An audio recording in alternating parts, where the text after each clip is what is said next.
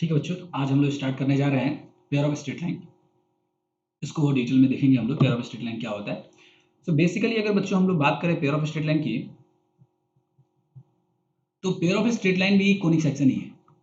Pair of straight line,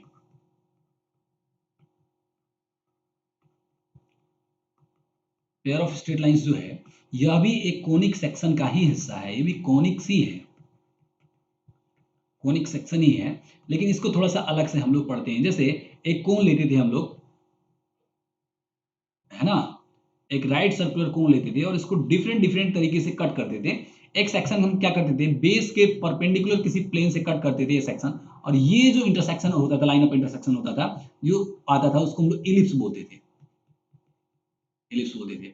और इसी प्रकार अगर यहां से अगर हम लोग कट करते थे ये परपेंडिकुलर टू द बेस पे, और ये जो लाइन ऑफ इंटरसेक्शन आता था वो बेसिकली ये एक इलिप्स आता था और ये एक पैराबोला आता था, है ना, इस तरीके का पैराबोला आता था। एंड इसको अगर हम लोग ऐसे कर दें कि एक और इसमें राइट सर्कुलर कोन ले लें ऐसे, और हम लोग कट करते थे इसको ऐसे थोड़ा सा ऐसे परपेंडिकुलर, देन जो सेक्शन आता था उसको हम लोग बोलते थे बच्चों हाइपरबोला। हाइपरबोला आता था। एंड अगर इसी कोन को अगर हम लोग इस प्रकार कट कर दें,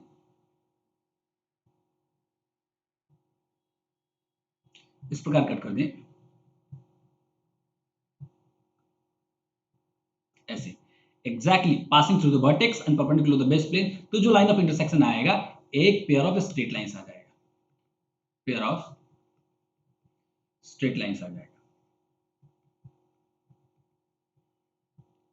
पेयर ऑफ स्ट्रेट लाइंस आ जाएगा। So pair of straight line ये इस प्रकार का एक लाइन आ जाएगा, पेयर ऑफ स्ट्रेट लाइंस। अब इसी पेयर ऑफ स्ट्रेट लाइन का बेसिकली हमें बहुत डिटेल में एनालिसिस यहाँ पे इस चैप्टर में करना है। हालांकि इसके कंडीशंस पे आएंगे कि कब एक जनरल सेकंड डिग्री इक्वेशन, क्योंकि ये सेकंड डिग्री कर्व है, जो कोनिक्स है एक सेकंड डिग्री इक्वेशन है। Second degree equation, general second degree equation आप जानते हैं, x square plus b y square plus 2gx plus 2hxy plus 2fy plus c will be equal to 0। एक general second degree equation होता है। इसी में कुछ कंडीशंस हम लोग लगा देते हैं तो ये इलिप्स को रिप्रेजेंट करने लगता है, कुछ कंडीशन को लगा देते हैं तो पैराबोला को रिप्रेजेंट करने लगता है, कुछ कंडीशन अप्लाई कर देते हैं तो हाइपरबोला को रिप्रेजेंट करने लगता है, और कुछ कंडीशन सेटिस्फाई करते हैं तो सर्टेन कंडीशंस के लिए पेयर ऑफ स्ट्रेट लाइन करता है। उसकी चर्चा हम लोग डिटेल में करेंगे, लेकिन पहले थोड़ा सा जनरली हम अगर दो लाइन का इक्वेशन दिया रहे तो उनका कंबाइंड इक्वेशन कैसे लिखते हैं हम लोग, यानी पेयर ऑफ स्ट्रेट लाइन का इक्वेशन कैसे लिखते हैं, इन चीजों को जरा हम लोग यहाँ पे डिटेल में सीखेंगे। तो हमारा अगला टॉपिक रहेगा combined equations of, combined equation of pair of straight lines.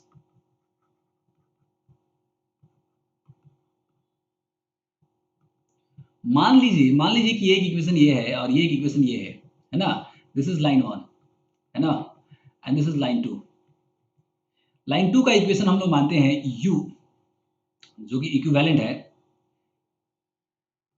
a1x plus b1y plus c1 will be equal to 0 के, एंड u2, u ना v कह दीजिए, ये इक्विवेलेंट है a2x plus b2y plus C2 will be equal to 0. Then combined equation of the pair of straight line, combined equation of pair of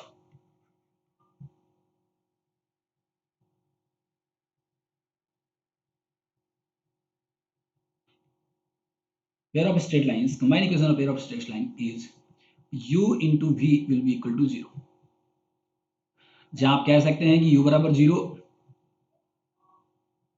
u बराबर 0 एक equation है and v बराबर 0 एक इक्वेशन है, जहां u का वैल्यू ये है, this is u a1x plus b1y plus c1 is equal to 0, and v का वैल्यू ये है a2x plus b2y plus c2 is equal to 0। यानी कि हम कह सकते हैं a1x plus b1y plus c1 will be equal to 0। ये कंबाइंड इक्वेशन, सॉरी ये a1x, ये एक इक्वेशन हो जाएगा आपका, एंड इसका प्रोडक्ट हम लोग लेते हैं into C1 into A2x plus B2y plus C2 will be equal to 0, will be equal to 0। ये एक इक्वेशन हो गया।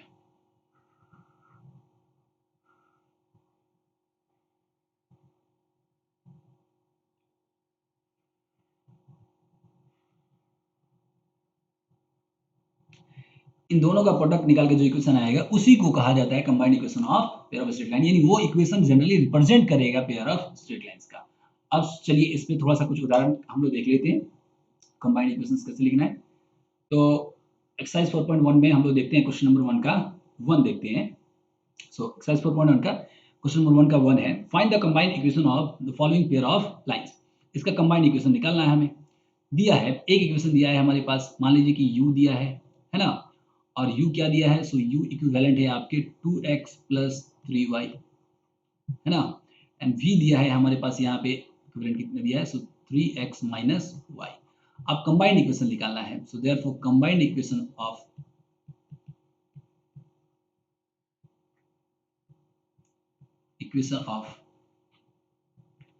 Pair of lines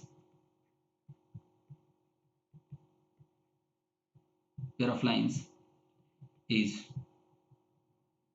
u into v बराबर 0। u क्या है 2x plus 3y into v क्या है, so 3x minus y will be equal to 0। अब इसको सिंप्लीफाई कर देंगे हम लोग, इसको सिंप्लीफाई कर देंगे, तो हो जाएगा 2 3 6x square minus 2xy this is your plus 2x plus 3y, x minus y, so this will be 2 3 जा 6x square minus 2xy and यहाँ पे हो जाएगा प्लस 3 3 जा 9xy and minus 3y square will be equal to 0। इसको simplify और एक step कर देंगे, so 6x square 9 and minus 2 plus 7xy minus 3y square will be equal to 0. This equation represents the combined equation of this given pair of straight lines, है ना। इन दोनों को combinedly अगर रिप्रेजेंट करना है, पेयर ऑफ स्ट्रेट लाइन को represent करना है, तो ये इक्वेशन रिप्रेजेंट करेगा कौन सा equation, 6x square plus 7xy minus 3y square will be equal to 0। चलिए एक और उदाहरण हम लोग देखेंगे जरा यहाँ पे, क्वेश्चन नंबर थर्ड देखते हैं। सो क्वेश्चन नंबर 4.4 एक्सरसाइज 4.1 का क्वेश्चन नंबर 1 का 3 देखते हैं। Find the combined equation of the following pair of lines passing through 2 3 and parallel to coordinate axis. Passing through 2 3 and parallel to coordinate axis. पहले इस line को draw करना पड़ेगा आपको, इस लाइन को ड्रॉ करना पड़ेगा।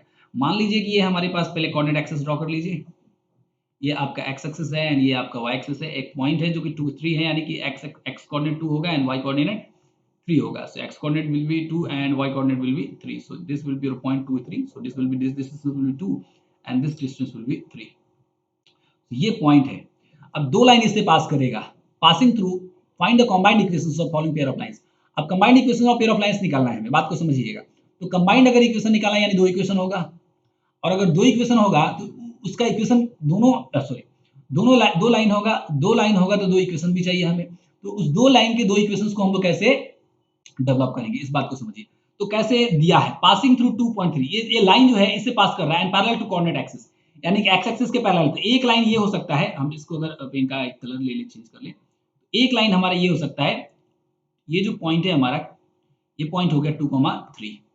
एक लाइन तो ये हो गया आपका, है ना, और इसका इक्वेशन होगा, अगर हम इसको u मानते हैं तो इसका इक्वेशन क्या होगा, आप जरा बात को समझिएगा। इसका इक्वेशन हो जाएगा line passing through line parallel to x axis. क्या होगा, y बराबर कांस्टेंट, दैट इज यहां y coordinate line parallel to y axis. तो यहां पे क्या होगा, x is equal to constant, x का वैल्यू ऑलवेज 2 रहेगा, तो x बराबर 2 रहेगा। तो आप दूसरे शब्दों में कह सकते हैं यहां पे, so x minus 2 will be equal to 0। Therefore यहां पे जो u हो जाएगा वो हो जाएगा x माइनस 2, है ना। Parallel to coordinate axis. एक और कौन सा लाइन पॉइंट होगा, ये होगा। और ये लाइन कैसा है, ये लाइन है line parallel to x axis. So y बराबर कांस्टेंट एंड y का वैल्यू यहाँ पे क्या है, y कोऑर्डिनेट 3 है। सो y बराबर 3 ऑलवेज इक्वेशन होगा। तो यहाँ से आप कह सकते हैं y minus 3 will be equal to 0 and that's why आप भी कह सकते हैं y माइनस 3 है। अब यहाँ से अब दो इक्वेशन मिल गया, दो लाइन का दो इक्वेशन मिल गया। आप कंबाइंड इक्वेशन लिख सकते हैं इसका। सो combined, therefore combined equation of pair of straight lines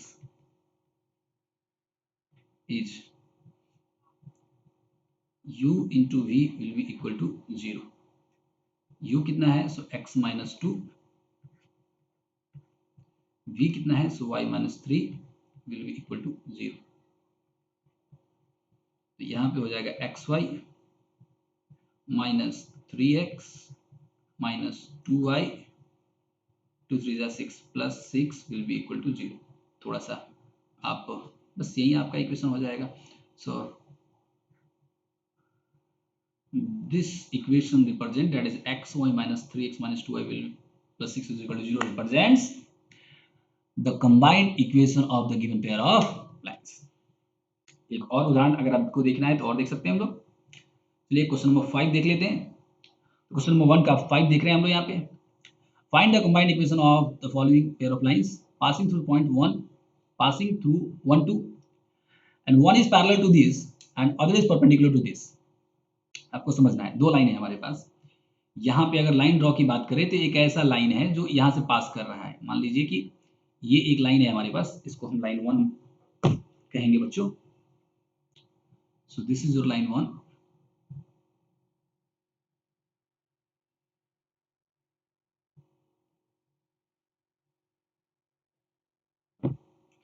this is your line 1।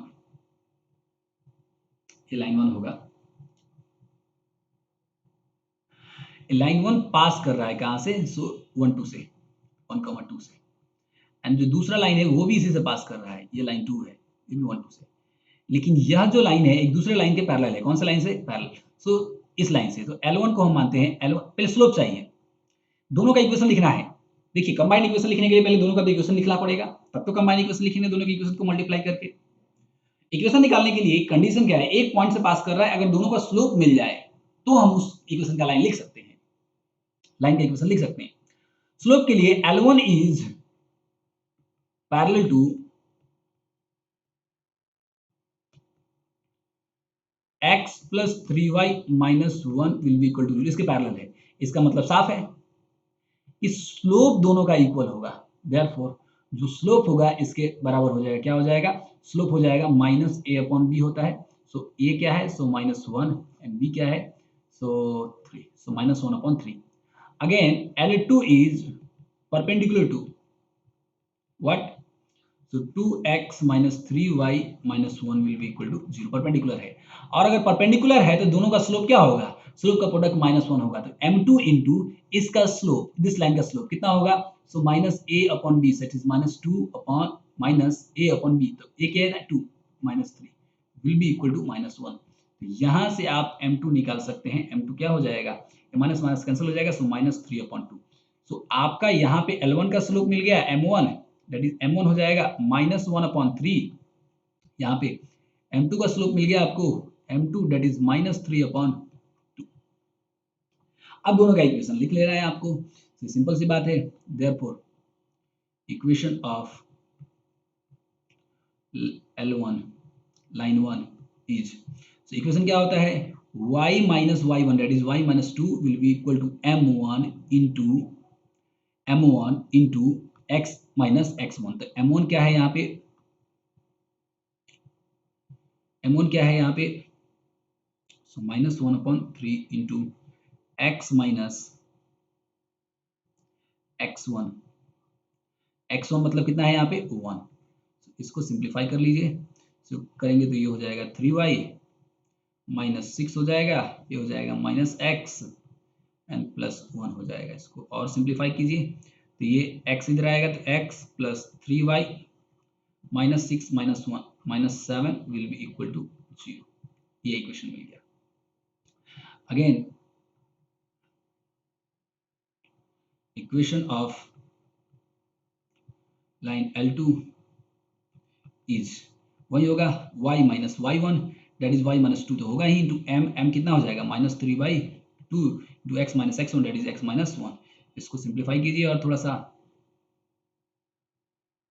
इसको सिंप्लीफाई कीजिए तो ये आपका हो जाएगा 2y minus 4 will be equal to -3x and plus 3 और सिंप्लीफाई कीजिए यहाँ पे और सिंप्लीफाई करेंगे तो यहाँ पे क्या आ जाएगा। सो ये 3x इधर आएगा plus 2y and -4 and -3 -7 will be equal to 0। ये दो इक्वेशंस आपको मिल गए। अब हमें निकालना है बेसिकली अभी तक हम लोग दो लाइन के इक्वेशंस डेवलप किए हम लोगों ने। अब हमें पेयर ऑफ लाइंस को रिप्रेजेंट करता हुआ कंबाइंड इक्वेशंस लिखना है तो कैसे करेंगे u into v is equal to 0। उसको भी हम लोग कर लेते हैं।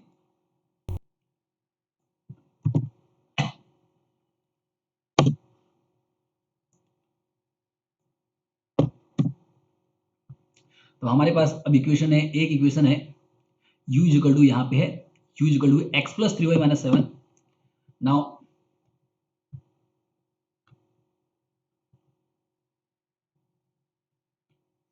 u आप कह सकते हैं x plus 3y minus 7। u is equal to है हमारे पास कितना x plus 3y minus 7 and v is equal to है हमारे पास 3x प्लस 2y माइनस 7।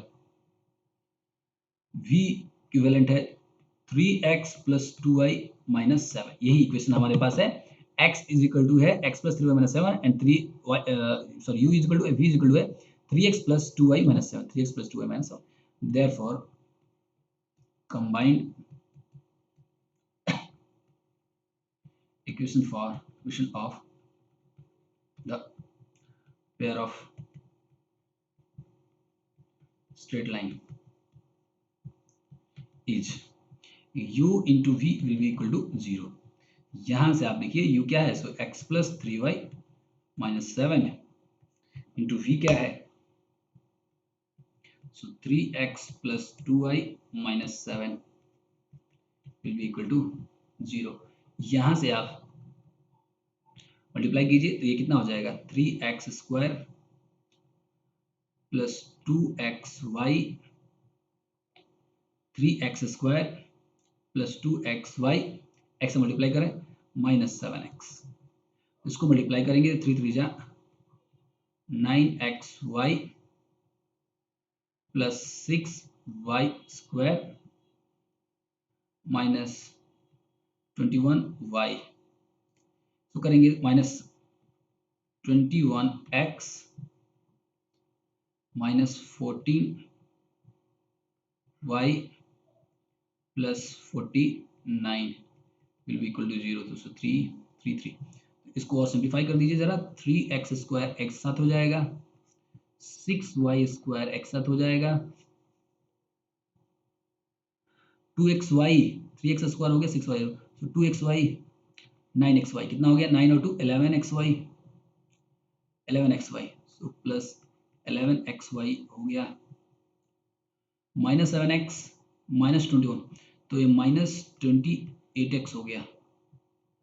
फिर y की बात करें हम लोग minus 21y and minus 14y तो 21 एंड 14 35 सो माइनस 35y हो गया and plus 49 will be equal to 0. So this equation here is representing the pair of straight lines, combined equation of the pair of straight lines. So basically हम लोग क्या कर रहे हैं pair of straight line, हम किसी दो straight line का टू डायमेंशन में किसी दो straight line का को एक साथ कैसे किसी इक्वेशन से रिप्रेजेंट कर रहे हैं हम लोग अल्जेब्रिकली कैसे रिप्रेजेंट कर रहे हैं। कोऑर्डिनेट ज्योमेट्री का डेफिनेशन ही है अल्जेब्रिक वर्जन ऑफ ज्योमेट्री है कि नहीं, algebraic version of geometry यानी geometry in terms of algebra that is in terms of equations। तो यहाँ पे हम किसी भी फिगर को किसी भी स्ट्रक्चर को हम एक इक्वेशन से रिप्रेजेंट करते हैं। तो जैसे हम किसी एक सिंगल स्ट्रेट लाइन को रिप्रेजेंट कर रहे थे, यहाँ पेयर ऑफ स्ट्रेट लाइन में हम दो यानी कि दो स्ट्रेट लाइन को एक ही इक्वेशन से कैसे रिप्रेजेंट किया जाए सीख रहे हैं। तो पहला टाइप तो हमने ये देखा, पहला वैरायटी हमने ये सीखा कि इसको हम जस्ट कुछ नहीं करना है, आपको दो स्ट्रेट लाइन का इक्वेशन दिया रहेगा, दोनों को मल्टीप्लाई कर दीजिए, जो गिवन इक्वेशन आएगा रिजल्टेंट वही रिप्रेजेंट करेगा कंबाइंड इक्वेशन को। और अगर आपको कुछ एक वैरायटी ऐसा भी होता है कि इक्वेशन भी नहीं दिया रहता है, लेकिन सर्टेन कंडीशंस दिए रहते हैं, डेटा दिए रहते हैं, डेटा की मदद से हम लोग इक्वेशंस लिख सकते हैं और इक्वेशन लिखने के बाद में हम लोग उस इक्वेशन को फिर से मल्टीप्लाई करके कंबाइंड इक्वेशन लिख सकते हैं। तो आज के लिए रुकेंगे।